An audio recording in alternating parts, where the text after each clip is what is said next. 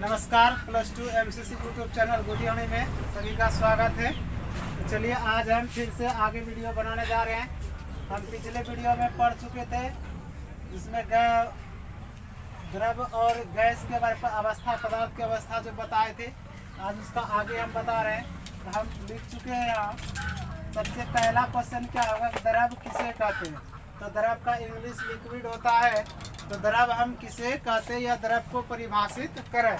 तो इसका हम आंसर लिख चुके हैं। आंसर क्या है कि पदार्थ की वह अवस्था, कहता कोई भी जब पदार्थ है उसकी अवस्था जिसमें उसका आयतन तो निश्चित होते हैं, मतलब उसका आकार तो जगह निश्चित होता है परंतु उसका आकार निश्चित नहीं होता।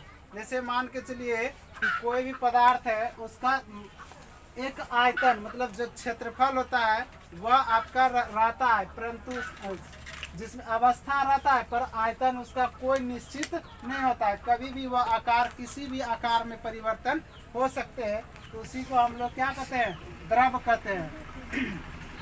उसे द्रव कहते हैं, ये समझिए। जैसे मान के चलिए पानी, तो पानी को अगर हम, पानी एक लिक्विड चीज़ है, द्रव हो गया, उसका हम एक आकार बना सकते हैं।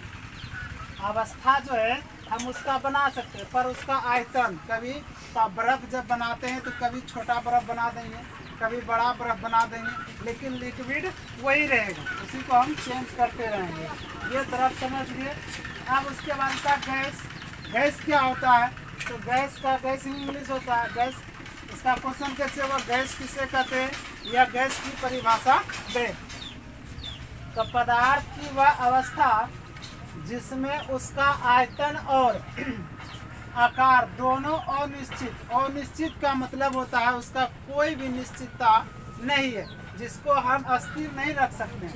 गैस, जब किसी सिलेंडर का गैस खुलता है तो वह आपका आकार में नहीं दिखेगा और उसका कोई आयतन भी नहीं दिखेगा। जबकि वाटर का जब हम बनाएंगे, बर्फ बना देंगे तो उसका एक अवस्था बन जाएगा पर आयतन उसका चेंजिंग होते रहता है।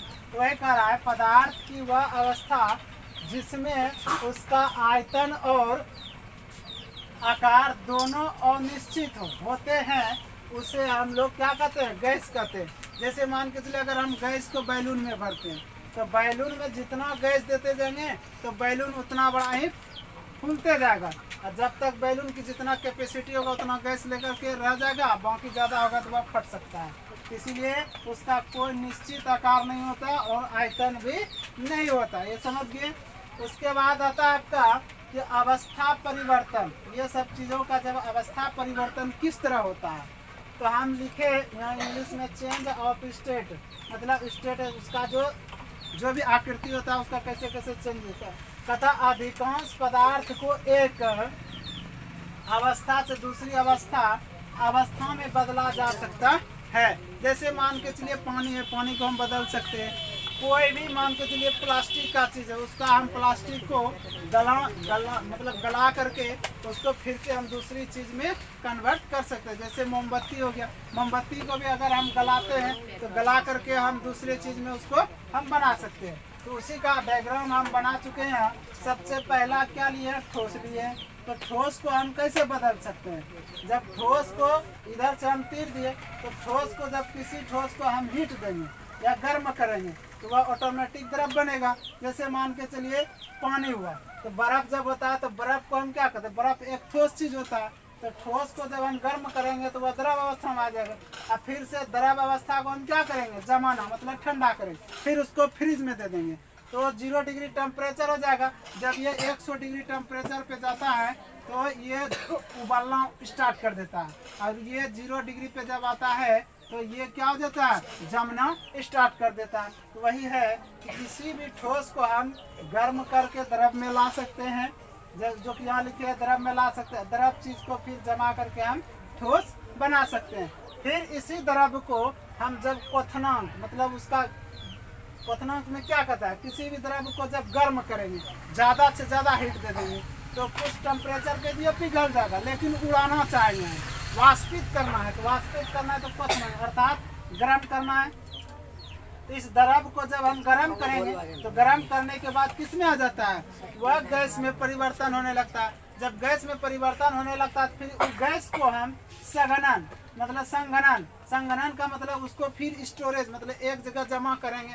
तो जमा करने के बाद वह फिर से क्या होने लगता है, द्रव अवस्था में आ जाता है। तो यही इस डायग्राम को कि ठोस से हम ठोस को गर्म करने पर द्रव बना सकते हैं और द्रव को फिर ठंडा करने पर ठोस बना सकते हैं, फिर द्रव को गर्म करने पर गैस बना सकते हैं और फिर गैस को ठंडा करने पे मतलब एकत्रित करने पे फिर से वह द्रव अवस्था में आ सकते हैं।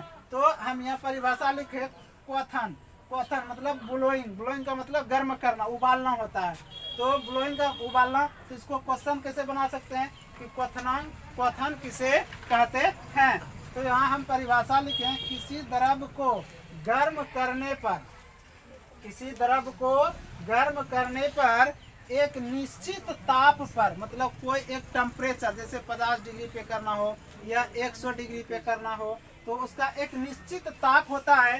ताप संपूर्ण हिस्से से उसकी गैसीय अवस्था में बदलने की क्रिया को ही क्वथनांक या उबलना कहते हैं। जब कभी घर में खाना पकाते हैं तो खाना पकाने के क्रम में जब चूल्हा पे कोई बर्तन देते हैं, बर्तन में पानी देते हैं, तो पानी जब देने को उसका टेम्परेचर जब तक कि उसका एक निश्चित ताप नहीं बन जाता है कि वो उबलने के लिए तैयार नहीं होते, वह धीरे धीरे अपना तापमान को खोने लग मतलब ठंडापन भाग जाता है। उसके बाद द्रव में गर्म जब उत्पन्न होता है तो वो उबलना स्टार्ट कर देते हैं। उसी क्रिया को हम लोग क्या कहते हैं, क्वथन या उबलना कहते हैं।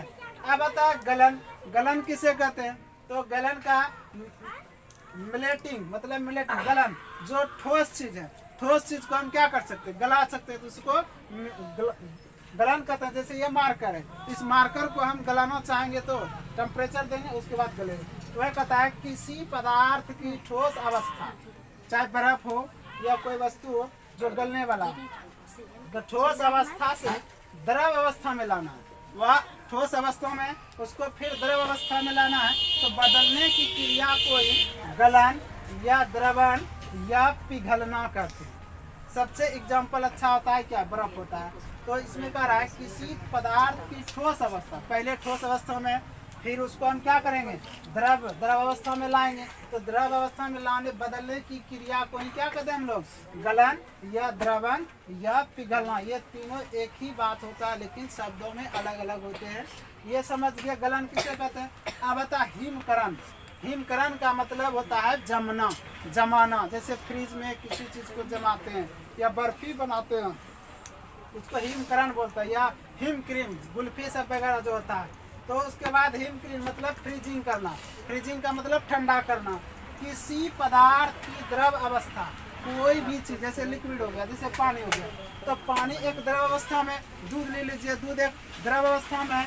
तो द्रव तथा किसी पदार्थ की द्रव अवस्था से ठोस अवस्था में लाना, मतलब लिक्विड को किसमें लाना है, ठोस अवस्था में लाना है। तो में बदलने की क्रिया को हिमकरण या जमना कहते हैं। जैसे बर्फ बनाते हैं, आइसक्रीम बनाते हैं, तो आइसक्रीम बनाने की प्रक्रिया क्या होती है, सबसे पहले द्रव को लेते हैं मतलब वाटर लेते हैं, उसमें साइक्रीम देते हैं, साइक्रीम के साथ चीनी देते हैं, चीनी देने के बाद उसको फिर एक फर्मा में वाटर को दे देते हैं और उसको फ्रिज में ठंडा कर देते हैं। ठंडा करने के बाद वह एक द्रव अवस्था से किसमें बदल देता है, ठोस अवस्था में। तो यह समझ गए द्रव क्या है, गैस क्या है। उसके बाद ये गैस को द्रव में बदलने के बाद फिर ठंडा करना, फिर ठोस अवस्था में लाना, ये समझ गए। उसके बाद क्वथन क्या है, ये भी आप समझ चुके होंगे। उसके बाद गलन क्या है, किसी भी चीज को जब ठोस अवस्था से द्रव अवस्था में लाते हैं तो उसको गलन कहते हैं। उसके बाद हिमकरण।